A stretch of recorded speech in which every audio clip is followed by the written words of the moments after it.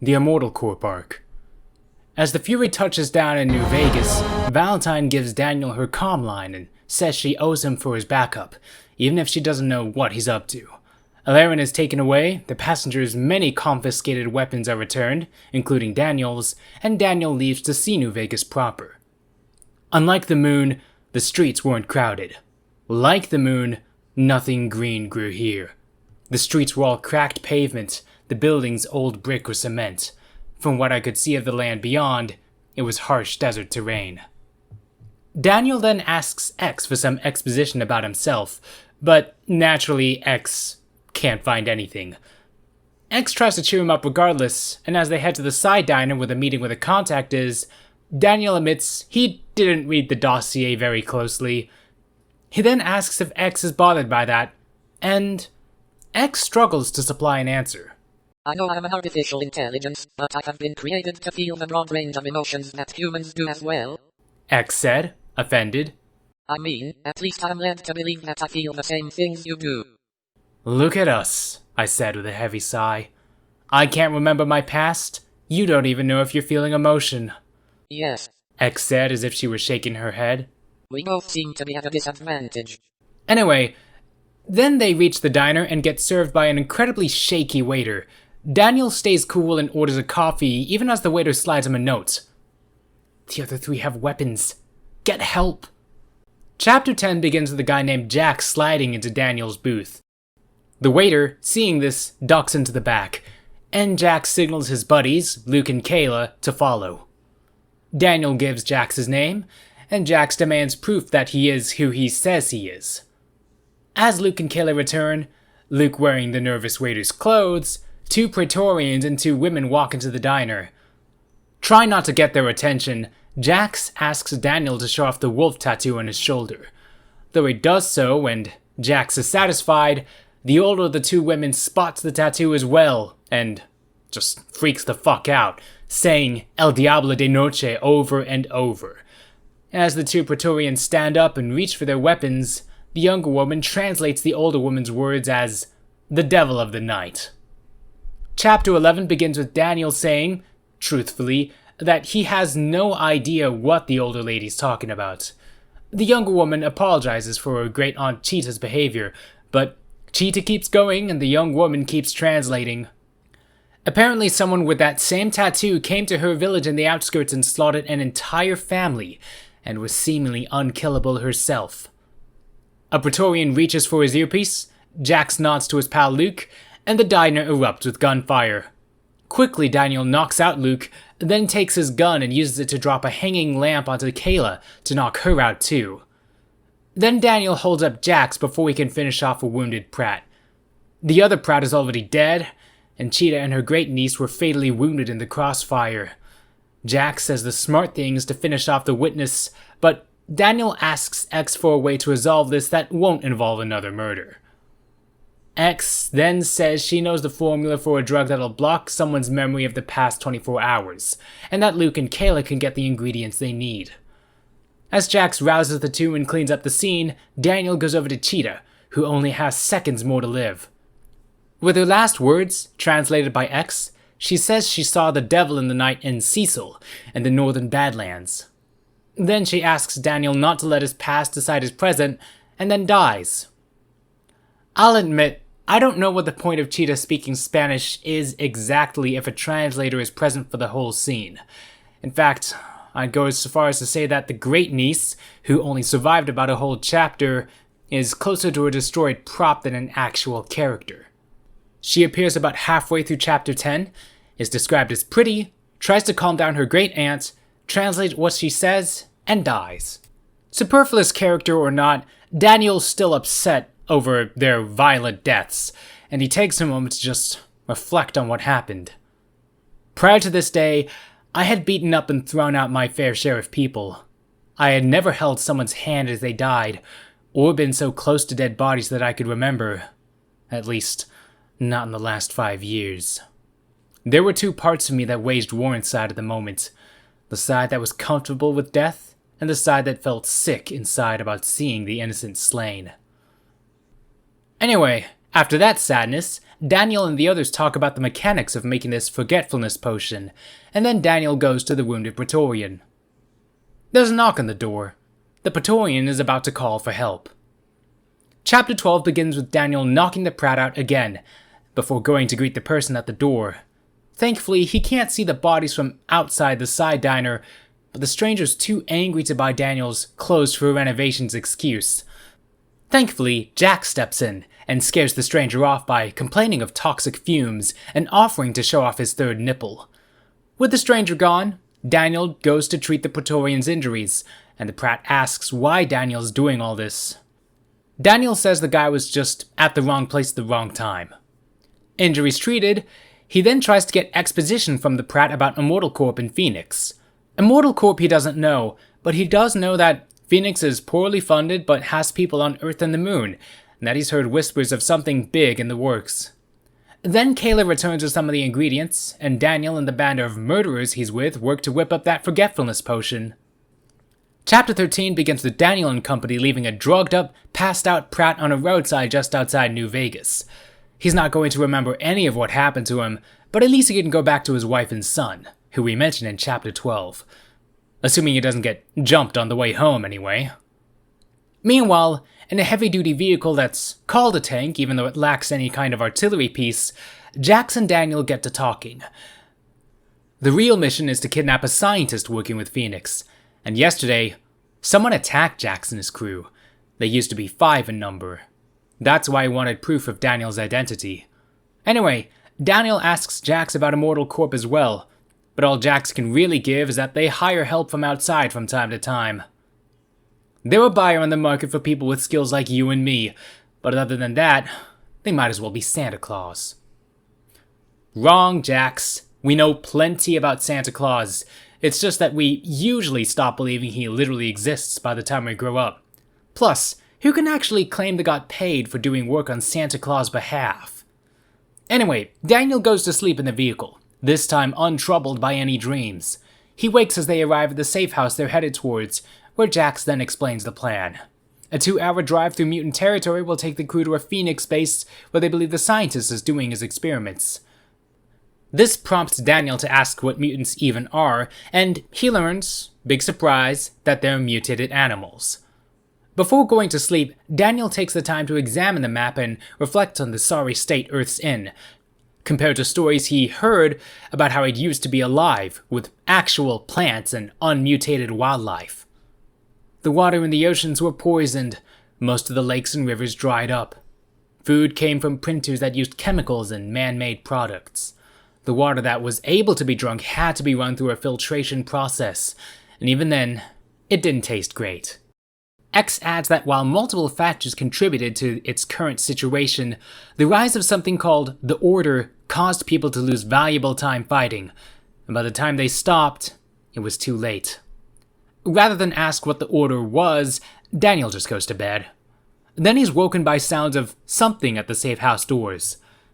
And whatever's out there, it sounds big. Chapter 14 begins with Daniel and the others hiding from what X identifies as mutated hounds. After a few seconds, the hounds howl and then leave, only to be replaced by various vehicles pulling up. Dune buggies, dirt bikes, and a large bus. A gang of about 24 leave their vehicles and meet with the hounds, and then Daniel spots someone who must be the leader. A man, if I could call him that at all, stepped off the bus. He was short and fat, with a belly that protruded over his belt. He wore a leather vest with spikes on the shoulder pads. He would be comical if we were in any other situation. Definitely one of the descriptions and implications of all time, Daniel. Anyway, the leader demands everyone surrender themselves and all their tech, but Kayla says he's the son of a Brum who attacked them earlier, and no one acquiesces. Daniel thinks to himself that while it can probably survive if a firefight began right now, the others definitely couldn't. And with that in mind, Daniel tells Jax he'll speak with the leader, while Jax goes to prepare whatever weapons are in the safe house. As Daniel leaves the safe house, he sees that many of the gang members have an insignia, a white scythe curving down on a gray background. Daniel asks X what the symbol means, and she tells him it's going to be bad.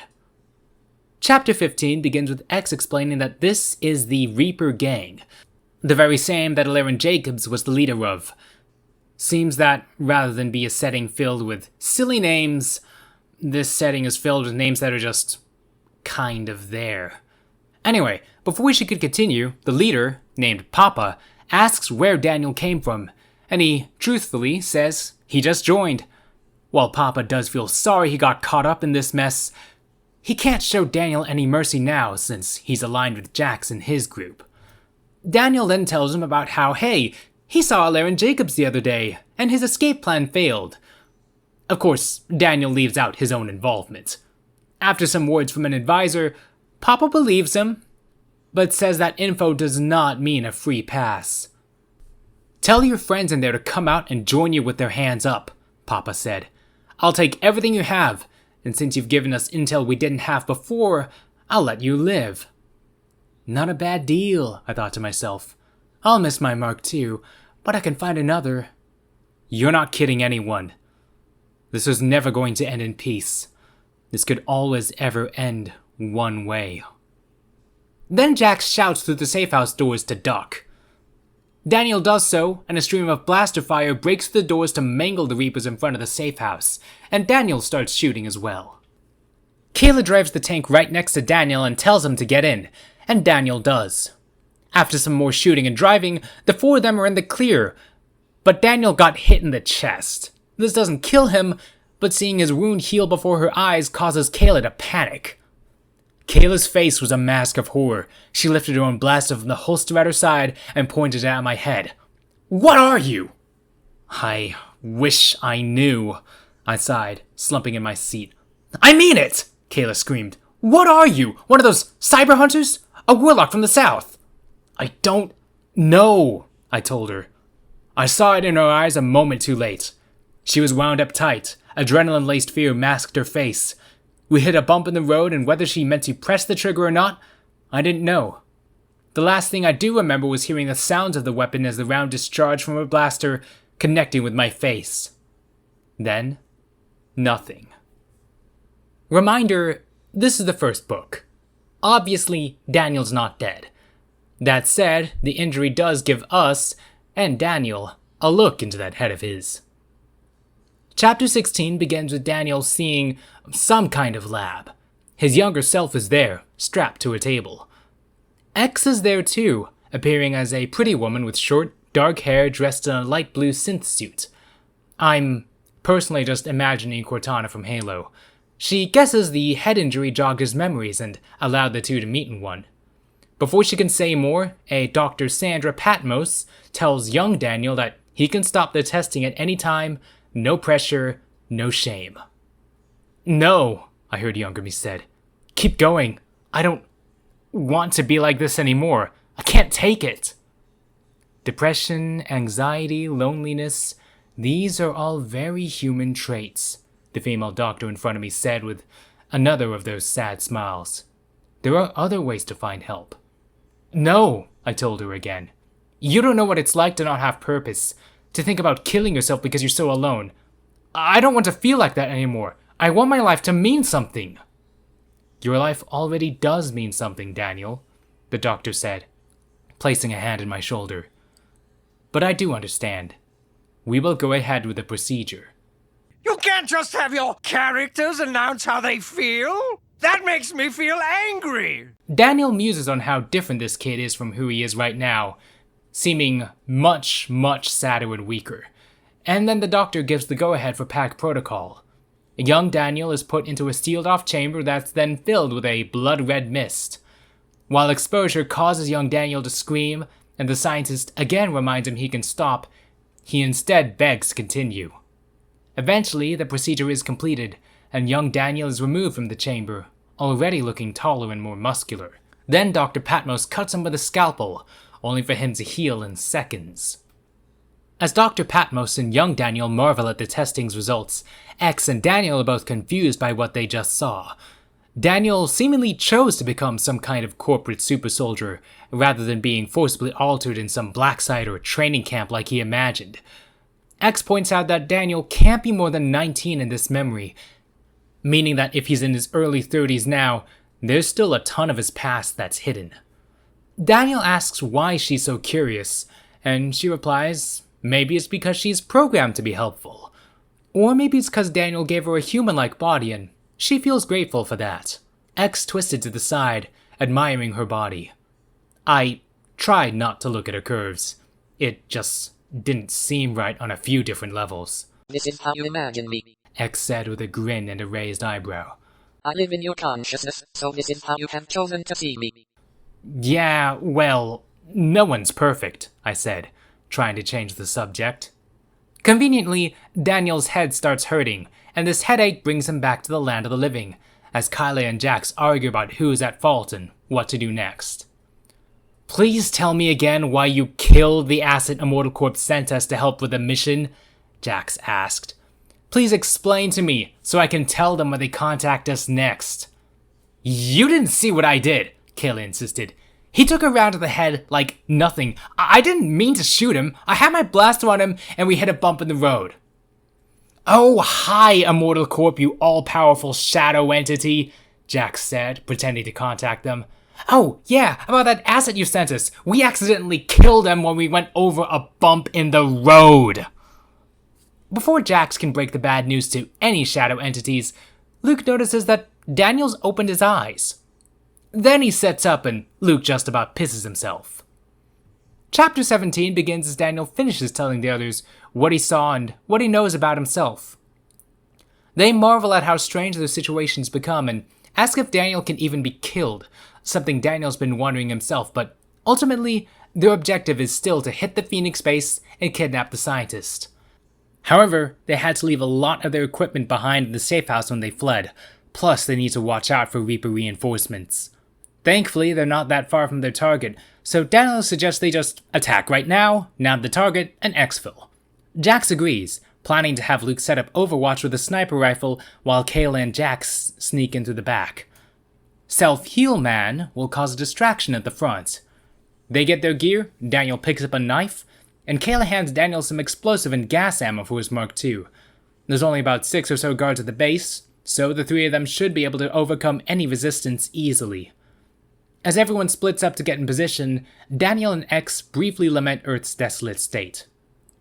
Then X tells him she looked up Sandra Patmos and found that she seemed perfectly ordinary until about 20 years ago, when she basically dropped off the face of the galaxy. They then review the dream's events, and X tells them that she can induce another memory the next time Daniel sleeps, not something she could have done until Daniel's getting shot in the head. As they approach the outpost and see a pair of guards, Daniel confidently walks up. Before he actually approaches, something's been bothering Daniel. X, you think I can die? I asked. I think all created things can die, X said after a moment of silence. Your way just might not happen by blaster or blade. Drowning, decapitation, poisoning, maybe. These are all ways to go that would take your healing ability out of the equation. Sweet images. Thanks, X. You know I'm here to serve, X answered. Chapter 18 begins with Daniel revealing himself to the guards, Mark II holstered, and asks for directions to New Vegas, and one seems to genuinely mistake Daniel for a lost traveler. He doesn't draw and fire yet because he'd prefer not to kill them if he doesn't have to. Especially since these guards don't really seem like assholes anyway. He slowly approaches the pair, and the guards order for him to freeze. Daniel instead orders a warning shot offered by Luke. As the two scramble to react, Daniel draws and fires an explosive round. This causes all 3 to get sent flying, but Daniel's tough enough to stay conscious, and the other 2 are not. The sheer noise draws out 2 guards, who Luke quickly snipes. Then Daniel rushes the building to see Jax and Kayla, who's wounded, before the door to the last room. The trio bursts in and Daniel's immediately attacked by a young woman with brown hair and a folding chair. He easily knocks her down, but that buys the other person in the room, an aging scientist, enough time to finish doing something on a computer before Jax and Kayla hold him up. The woman gets back up to attack and is clubbed in the back of the head by Kayla, and the scientist begs the trio to spare his daughter, Monica. Jax IDs the old man as their target, Professor Warden, while Kayla restrains him. Meanwhile, Daniel goes to patch up Monica's injuries, for which Warden is grateful. Then, as Jax leaves to call for pickup, Daniel spots something he can't believe. Chapter 19 reveals that what Daniel sees is a plant. Not greenish-gray like the man-made plants used for food on the moon, but vibrant and full of life. Kayla follows Daniel's vision and spots it too, and her surprise tells him she and the others were lied to as well. Sort of. Warden notes that while plants that can survive the harsh conditions of Earth aren't directly weapons, control of stuff like the food supply is still a massively powerful tool Immortal Corp will use to their advantage if they can. Warden had just finished sending the data on how to create this super seed to his contact, who's going to bring it to Phoenix. And as for how exactly this super seed was made, the Earth is dead because man was selfish and took and took and took from Mother Nature without replenishing. What I have done is manage to isolate the proteins that construct... You're right, I said. I'm just going to stop you there. I don't understand what you're saying. Try again, but in English this time around. This implies that Daniel doesn't know what proteins are or do, and considering that protein bars and other supplements are somewhat common products in our own world, and that humans need proteins in order to build and maintain muscle, among other things, Daniel's ignorance here seems really implausible. Also, while I left it alone until now, how is a wasteland that's over a millennium old able to sustain packs of wild dogs and big raider gangs? Maybe it's as simple as what plant life does exist is heavily mutated as well, but at least give us that much. Anyway, then Jax returns and says they're still going to carry out this mission to kidnap Warden. Kayla protests, saying that a world-changing development is at stake, and Luke tells her over comms that it's not their place to interfere. If they do this job, they'll finally make enough for a life of safety and luxury. When Kayla tells him this is worth more than money, Daniel asks where Luke is. Jax says that they're in his sights, and that no one has to get hurt if everyone just sticks with the mission. Daniel hesitates, unsure what to choose. Then Monica, hands still tied, charges at Jax. Kayla and Jax shoot at each other as Luke puts a round through Daniel's chest, which keeps him down long enough that Jax fends off Monica, shoots down Kayla, grabs the professor, and leaves. And then Daniel passes out. When he comes to, finally healed enough to stand, Monica's on her feet as well, just taking the time to process all the violence that just occurred. And in this aftermath, after more than a little bit of writing I disliked, our sentences, I think, are pretty good. We both looked up at the tiny plant sitting in the ceramic pot on the table in front of us, its bright green leaves splattered with a spray of Kayla's blood. Dark red droplets fell from the leaves like water after a spring day shower. While the sentence structure is still somewhat simple, I think the simile is a fitting one, given that Kayla literally gave her life trying to protect the man who created this plant. It's a shame that this comes after a paragraph where Daniel just explicitly reflects on Kayla's death and basically says the exact same thing this passage implies. Anyway, Monica wants to go after her dad's kidnappers and spring him as soon as possible, which earns Daniel's respect. I stood up, pulling the knife from my boot. Monica shied away for a moment. "Don't lose that courage now," I told her, reaching down and slicing the hard plastic of her bonds. "We're gonna need it by the gallon before the day is over." I'll admit, the two most notable things I remember about this arc are repetition and repeated attempts to end chapters on a shocking line. Problems that persist for both the rest of this book and, I believe, some of the future ones. For example, in chapter 15, during the fight against the Reapers, Daniel has this to think about his abilities. "I knew a normal person would be terrified right now. Most people would probably be petrified with fear, unable to move about the battlefield with lightning speed while sending off shots of their own. I guess I wasn't most people." This repeats the idea from his flashback dream where Preacher said normal like he and Daniel were anything but. Also, multiple times, Daniel and X and other characters talk about how it sucks that the Earth is a dried up, mostly lifeless husk. And then in chapter 17, when reflecting on what he saw in the dream, Daniel tells X, "Even that kid in my memories, the younger version of myself, You're the doctor, he was a mess. He suffered from depression, anxiety, and he looked weak. Which, again, X already knows since Dr. Patmos basically said those things in front of her and she could see Daniel's younger self. And this is then followed by X thanking Daniel for giving her a body yet again. As for the shock cliffhanger chapter endings, while I think some of them do work, others not so much. These shock endings are at their worst in chapters 4 and 11. Reminder, 4 ended with Alaren threatening the whole crowd, a move that means the surprise attack isn't a complete surprise and thus feels a little dumb in hindsight. Warning people that you're going to attack them, even out of a desire to avoid collateral damage, is historically not helpful in winning battles. Chapter 11, on the other hand, had Daniel's attempted interrogation of the wounded Pratt being interrupted by a knock at the door and the Pratt about to call for help. Then Daniel immediately knocks him out and answers the door. Yes, the witness answering the door is a plausible scenario and does help set Jax up as a fast talker, but the Pratt didn't need another knock in the head for that to happen. Just keep an eye out for how other chapters end. Like I said, these two are just the worst chapter endings so far. And as for how Daniel's doing right now, honestly, I don't have a whole lot.